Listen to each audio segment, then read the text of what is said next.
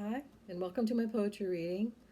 I'm Carol Hatfield, and I'll be reading a couple of new poems written in the last year, and also some poems from my book. I don't know if that comes out backwards and on the video, but it's called Diary of the Soft World, and I'll read a couple of poems out of the book. So anyway, I'm going to get started, and there might be a few cats that show up in the video, so I hope that's okay. Anyway, I want to explain that I'm a musician as well as a writer, and oh, here comes the cat now. Hi, Taz. Um, and I've been Betty. He's making his debut. um, my sweetie and I are in a duo that play early classical music, Renaissance, Baroque, early Baroque. We're also in a trio with a friend of ours who's a flutist. And my sweetie and I are also a rock duo. We're called American Crow. And we play good old classic rock, Tom Petty, um, oh gosh, John Mellencamp, things like that. And that's why this poem came to me, because I'm a fan of this person I'm about to read about, and this poem is dedicated to her. So anyway, let's start with that one and see what you think. It's called Janice. It's not that she is yanking souls, she's stirring them and hollering at them to walk. Walk on the water, on the river of blues you didn't know you harbored. Burn the boats and rise up. In your gut, flowers melt and turn into a fistful of gems. Throw them, throw them. God, look at them. Look at those crooked stars. We stand beneath them, showered in the shining, and naked all together. For Janis Joplin. Okay, we're going to switch gears completely. This next one is from the book. It's called Department Store, age 10. And this is a true story of when I was a kid in a store down in the Holler in Kentucky with my grandma and some family members. And this event just stuck in my head. So, of course, I had to write about it. Okay, Department Store, age 10. As the woman careened past, she knocked every semblance of myself onto the hard tile floor, scattered and rolling somewhere between the sweet scents of the perfume counter and the vivid hues of the lipstick display. Withering on my stem, and so certain of my position of just below the beautiful, Grandma gripped my hand. "Oh, she's just putting on the dog," she said, with a sideways growl.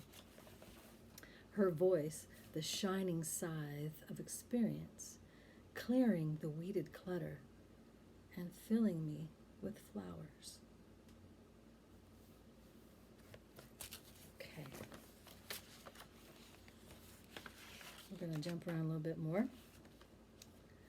This next poem is called Grandfather Cedar. I am part Cherokee, Eastern Cherokee. And there are many poems that come to me that are very, very earth related. And this was a particular cedar tree, a very large one, where I used to keep my old Appaloosa mare, Jet. And I sort of had a friendship with this tree. You might think I'm crazy for saying that, but so be it. I love trees, and this one was very special. So, Grandfather Cedar. A holy person. Do not call him old man. I untangle his hands and feet from anxious morning glory vines. They want to color him purple and white. What he needs, he asks for, but not in words. Grandfather Cedar, the doves clap as they jump from your wild hair, and I laugh at your crazy wind dance. You holy person, you green spirit, you grandfather of all seasons. Okay, my last poem is actually a newer one. I have a mule. She's a little white mule, and her name is Andromeda, as in Andromeda Galaxy. And I've had her for many years now, and we have a very strong bond. And she's quite beautiful. Actually, I think she looks like a unicorn. And of all the years I had her, I never wrote a poem for her, which I thought was kind of shameful. So one day I was hanging out with her while she was grazing. I was just hanging with her in the field, and this poem came to me. She looks like a little white cloud, and that's why this occurred to me. It's called Cloud on the Ground for my mule Andromeda. Never one to be lost in fog, she calls it to her. She shines white as any opal with a quiet fire in the belly. The fog holds the 4-beat drum of her pearl hooves and keeps it all to itself.